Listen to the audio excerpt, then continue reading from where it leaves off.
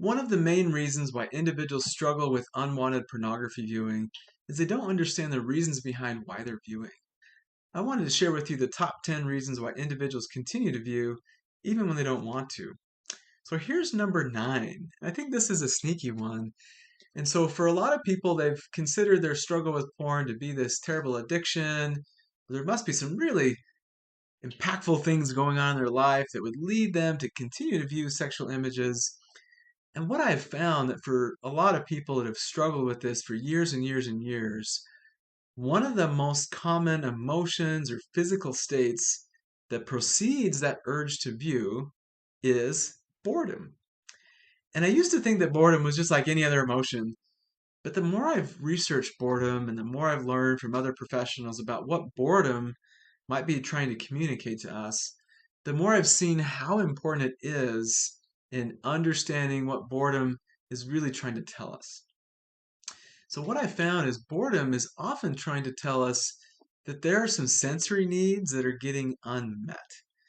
So, maybe we've been sitting too long and we haven't moved. Or maybe we have been staring at the screen for way too long and working on homework or working on projects. Maybe we haven't eaten in a while. Maybe we haven't listened to any pleasant sounds for a while. Maybe we haven't eaten or used the restroom. There's also other sensory systems, things like movement that has to do with our vestibular sensory system, or proprioception, which is more about our awareness of our body in space.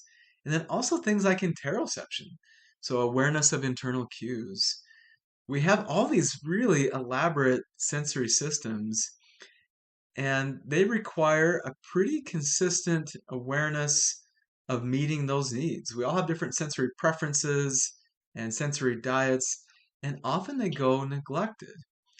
And so boredom is probably that cue of either I am neglecting some of my sensory systems or I am overwhelmed in some of these sensory systems and I'm starting to shut down, that I've been in too noisy of an environment for too long, or I've been around these fluorescent lights and they're just too overwhelming, or I've just been moving too much and I need to slow down. And so sometimes when we're feeling that boredom, it is coming from an unmet sensory need.